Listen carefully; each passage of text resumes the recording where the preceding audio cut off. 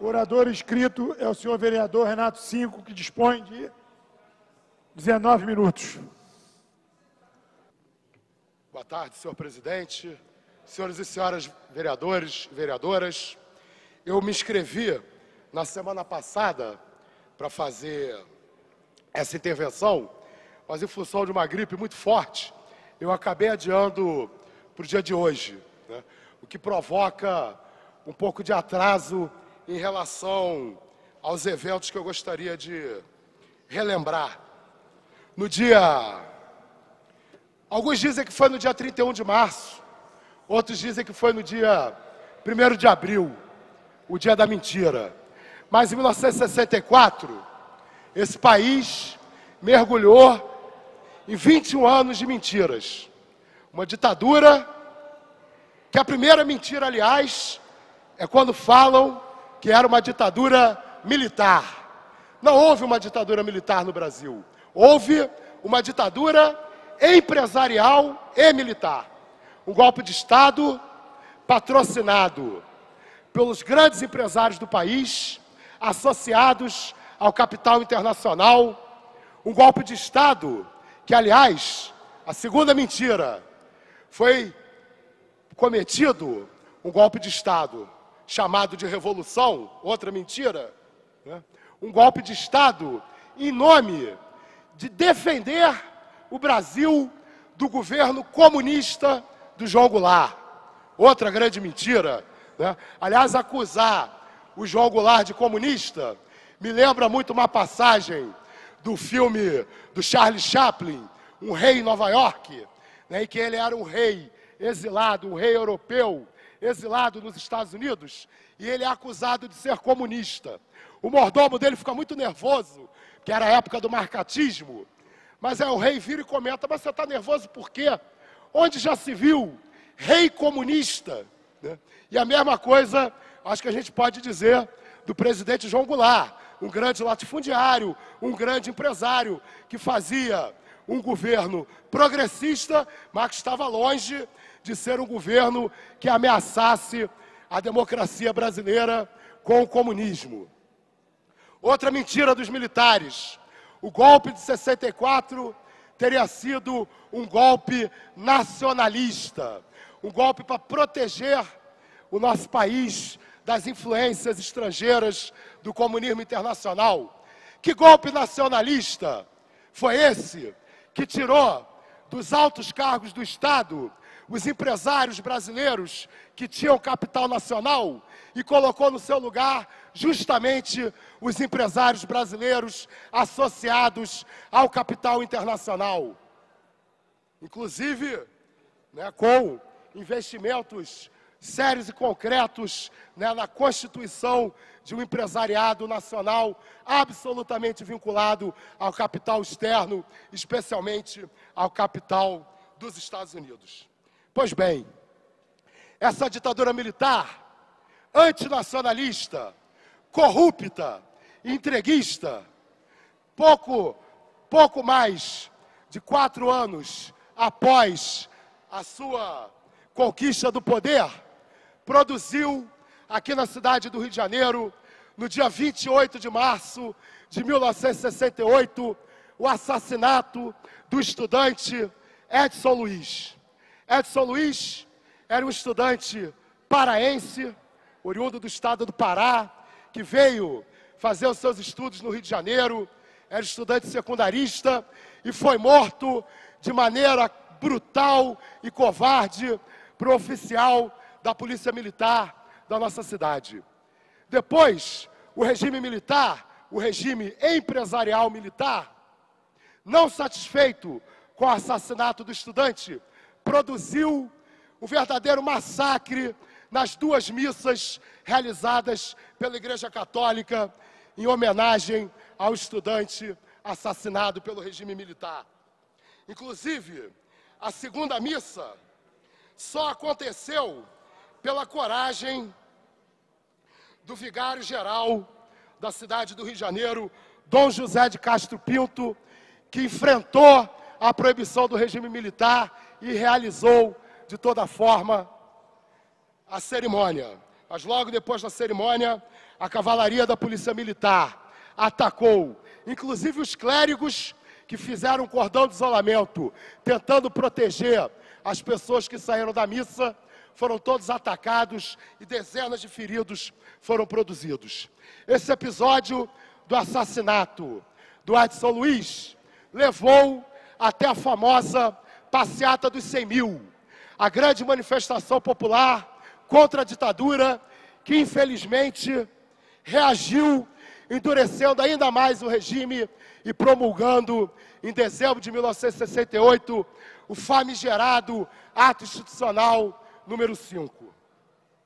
Pois bem, o movimento estudantil do Rio de Janeiro, desde 1968, todos os anos, promove a homenagem à memória de Edson Luiz. Eu, inclusive, participei da minha primeira manifestação, sem o acompanhamento da minha família, porque eu sou filho de militante de esquerda. As minhas primeiras manifestações, na verdade, ainda foram dentro da barriga da minha mãe. Inclusive, a primeira vez que eu fui agredido pela Polícia Militar do Rio de Janeiro, numa manifestação, eu ainda estava na barriga da minha mãe. Mas a primeira manifestação que eu fui desacompanhado, que eu fui pelas minhas próprias pernas, foi justamente o aniversário de 20 anos da morte de Edson Luiz, no dia 28 de março de 1988. Ou seja, acabei de completar 25 anos da minha primeira passeata como militante do movimento estudantil. Aliás, a concentração foi aqui na porta da Câmara Municipal. Pois bem, esse ano, mais uma vez, o movimento estudantil foi às ruas, em homenagem ao jovem Edson Luiz.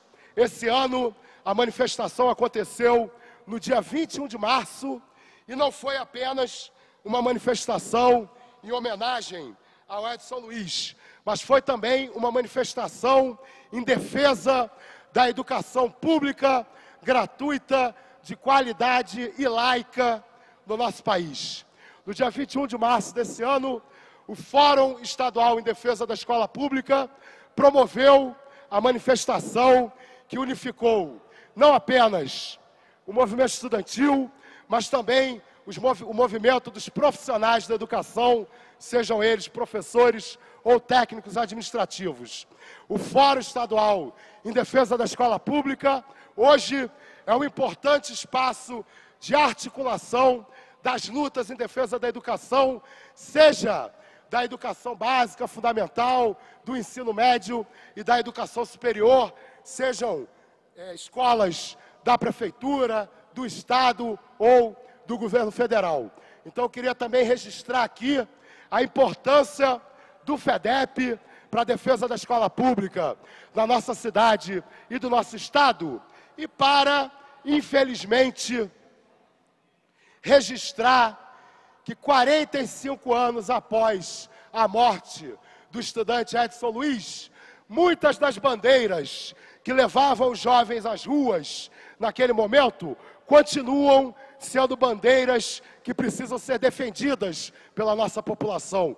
O respeito ao profissional da educação, o respeito à autonomia das escolas e das universidades. Hoje, na cidade do Rio de Janeiro, existe uma verdadeira privatização das escolas municipais.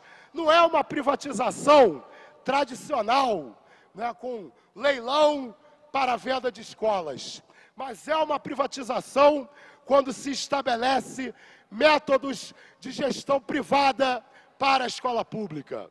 É uma forma de privatização quando, por exemplo, a Prefeitura do Rio de Janeiro contrata instituições privadas para formular os programas que devem ser ensinados nas escolas do município. Aliás, nesse aspecto, não trata-se apenas de uma privatização, mas trata-se também de uma ingerência sobre a autonomia das escolas em formularem o seu projeto político-pedagógico, em formularem os seus métodos de ensino. E isso traz distorções graves para a educação no nosso município. Talvez o prefeito Eduardo Paes e a secretária de Educação, Cláudia Costin, eu acredito muito fortemente que nenhum dos dois nunca deve ter feito um curso de licenciatura e nunca devem ter estudado para o magistério. Porque se o prefeito Eduardo Paes e a secretária Cláudia Costin entendessem alguma coisa de educação ou tivessem algum respeito pela educação pública, eles saberiam que cada escola produz um saber escolar. Em cada escola se estabelecem relações entre o corpo escolar e a comunidade. Em cada escola, o corpo escolar apresenta características específicas em função da sua localização, em função do contexto cultural da comunidade em que atendem. Então, senhores vereadores e senhoras vereadoras, o único servidor público competente para formular um projeto político-pedagógico de uma escola é o servidor daquela escola. A nossa Lei de Diretrizes e Bases da Educação, com todos os defeitos que ela tem, ela preserva essa autonomia do saber escolar ao estabelecer às escolas a responsabilidade pela implementação do seu projeto político-pedagógico. Então, a Prefeitura do Rio de Janeiro vem violentando a autonomia das escolas, vem violentando a autonomia dos professores em sala de aula, em nome de contratos privados, que nós, aliás, temos que ficar de olho, né, quanto que as empresas privadas estão recebendo para fazer de forma mal feita o trabalho que deveria ser feito pelas coordenações de ensino das escolas, pelos professores em sala de aula. Nessa manifestação do dia 21 de março, organizada pelo FEDEP, foi levantado esse debate a respeito, né, da necessidade da Prefeitura do Rio de Janeiro devolver às escolas municipais o papel de formular a sua política pedagógica, de formular os seus métodos, né, de ensino, de avaliação, os seus métodos de produzir o saber, métodos adequados à realidade de cada comunidade, de cada escola. Realidade que é específica e que deve ser respeitada pela Prefeitura. Também os manifestantes do dia 21 de março protestaram contra a já conhecida e recorrente política de sucateamento da educação pública no nosso país. Escolas que não oferecem a menor condição de receberem alunos, professores e demais profissionais da educação. Carreiras que praticamente não existem. Há décadas, os profissionais da educação lutam para a existência de um plano de cargos e salários que seja adequado à sua realidade. E também, senhor presidente, a luta em defesa da democracia, da gestão democrática dentro das instituições de ensino da nossa cidade, sejam elas do município, do Estado e da União. E aí eu queria, inclusive, chamar a atenção para o convênio que foi firmado entre a Secretaria Estadual de Educação e a Secretaria de Segurança, que desde o ano passado vem colocando policiais militares dentro das escolas para, inclusive, assumir o papel do antigo inspetor de alunos. O inspetor de alunos, o BEDEL, que é o profissional qualificado, o profissional adequado para cuidar das disciplinas dentro das nossas escolas, praticamente desapareceu. Desapareceu e hoje vem sendo, teoricamente, substituído por policiais militares. Agora, o que é grave, diretores de escola têm utilizado a presença de policiais militares nos seus estabelecimentos para endurecer a repressão contra o movimento estudantil e o movimento de professores. Policiais são levados a reuniões dentro de escolas para intimidar lideranças docentes. Estudantes, dirigentes de entidades estudantis, dirigentes da Associação Estadual de Estudantes Secundaristas já foram expulsos de colégios na cidade do Rio de Janeiro por policiais militares que, em tese, estão ali apenas para garantir a segurança das escolas. Então, senhor presidente, senhor e senhoras vereadoras, eu encerro a minha intervenção, mais uma vez, ressaltando o meu repúdio à ditadura empresarial e militar que se instalou no Brasil no dia da mentira. O golpe começou no dia 31 de março, mas o golpe se consolidou no dia da mentira. Uma ditadura corrupta, entreguista e que produziu no dia 28 de março de 1968, o assassinato do primeiro estudante, o jovem Edson Luiz. Infelizmente, apenas o primeiro de centenas que foram assassinados em nome do nacionalismo e do combate à corrupção e à subversão, mas que, na verdade, foram assassinados por uma ditadura subversiva, corrupta e assassina. Muito obrigado, senhor presidente.